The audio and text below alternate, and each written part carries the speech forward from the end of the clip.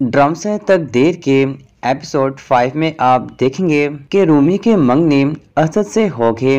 असद तो पहली नजर में रूमी को पसंद करने लग गया, और क्यों ना करता, वो थी ही इतनी प्यारी। जबकि ये बात फहमीदा बेगम से बर्दाश्त नहीं हुई। असद, मैं तुम्हारे रंग ढंग देख रही हूँ, अभी वो इस घर में आई भी नहीं और तुम उसके ख्यालों में गुम हो। और अगर तुमने अपने भाई नबील की तरह किया तो देखना, मुझसे बुरा कोई नहीं होगा। अम्मी, ये आप कैसी बातें कर रही हैं? ये आप कैसी बातें कर रही हैं? अगर ऐसा हुआ तो मैं खुद उसे इस घर से निकाल दूंगा।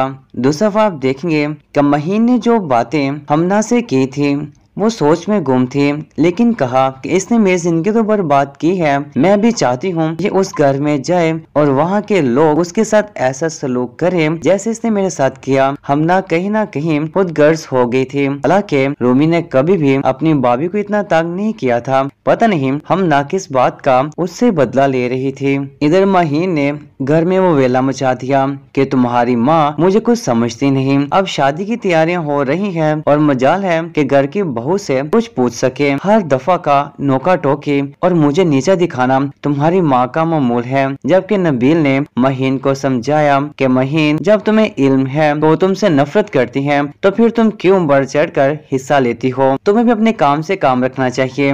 नबील, तुम्हारे आजकल तेवर बदल रहे हैं और उनसे मैं वो खूबी वाकिफ हूँ। इतनी आसानी से तो तुम माँ बेटे का पीछा नहीं छोड़ूंगी, तुम्हारी तो जिंदगी बर्बाद कर दूंगी। मजीद आप देखेंगे कि महीन ने ठान लिया था कि जैसे ही रूमी घर आएगी तो मैं उसकी जिंदगी अजीरन कर दूंगी। ना तो उसे इस घर में सुकून होगा और ना ही वो सुकून से रह पाएगी। ऐसी बहुत सी मुश्किलात हैं जिन्हें रूमी सामना करना होगा। जबकि दूसरा आप देखेंगे कि रमशा ने हारिस से कहा कि हारिस, अगर मेरे तुम्हारी मंगनी हो जाए तो क्या बात है? ये तुम किस तरह की बात कर रही हो? जो बड़े फैसला करेंगे वैसा ही होगा, और अपनी खत में रहा करो। मैं तुम में इतना इंटरेस्टेड नहीं हूँ। जब रूमी की मंगनी असद से हुई तो हमना की वालदा ने कहा कि बेटा, अब ठीक है, तुम ही कहती थी कि रूमी अजाब है, ये कब टलेगा?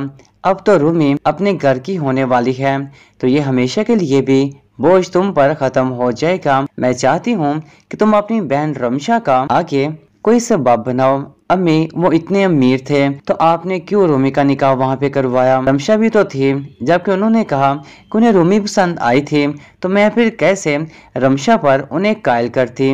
ये सब कुछ रूमी के लिए वाकई मुश्किल होगा, क्योंकि हर चीज उसके लिए नई होगी। असद ने कहा कि तुम घर में एक छोटी बेटी थी, लेकिन इस घर में बड़ी बहू हो, और तुम्हारा हक है कि तुम इस घर के हर फर्द को जोड़ के रखो, ना कि इस घर में फिसाद फैलाओ। फहमीदा ने आते ही रूमी से कहा कि वो किचन है और ये पूरा घर, तुम इस घर की बड़ी बहू हो और सब कुछ तुम्हें संभालना होगा। रूमी ने कभी कुछ किया तो नहीं था, लेकिन उसने इनकार नहीं किया। दिन रात काम करना, लेकिन असद का कुछ खास रवैया फिर भी रूमी के साथ ठीक नहीं था, और फहमीदा बेगम भी उससे हासुश नहीं थी। महीन ने रूमी से कहा, अगर तुम अपनी खाद भी उतार कर इन्हें दे दोगी तो ये कभी खुश नहीं होंगे। मेरी मानो, ये घर के काम ना किया करो। नहीं भाभी, असद कहते हैं कि मैं इस घर की बड़ी हूँ, तो मुझे बड़ों जैसे बनकर सोचना चाहिए, ना कि मेरी छोटी सोच हो। बीबी, तुम्हारी मर्जी है।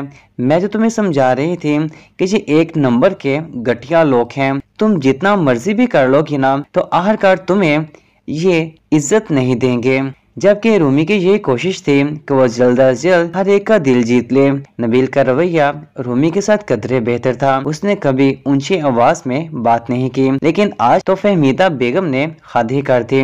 रूमी घर के सारे काम भी करती, लेकिन फिर भी असद को यही बताया जाता कि तुम्हारी बीवी सारा दिन सोई रहती है। मैं तो इसे इसलिए लाई थी ताकि महीन का मुकाबला कर सके, लेकिन ये भी महीन पर जाएगी, मैंने कभी सोचा नहीं था। अम्मी, आप कैसी बातें कर रही हैं? बेटा, घर का सारा काम मैं खुद करती हूँ, तो मुझे इस घर में रूमी को लाने का फायदा? मैं तो कुछ और ही सोच बैठी थी। जिना सीन, क्या रूमी इनके जुल्म बर्दाश्त कर पाएगी? कमेंट से बताएं। रीजन आई हो तो अक्सर शेयर और सब्सक्राइब कर दें ताकि इस तरह की मुझे अब तक आसानी से पहुंच सके। शुक्रिया।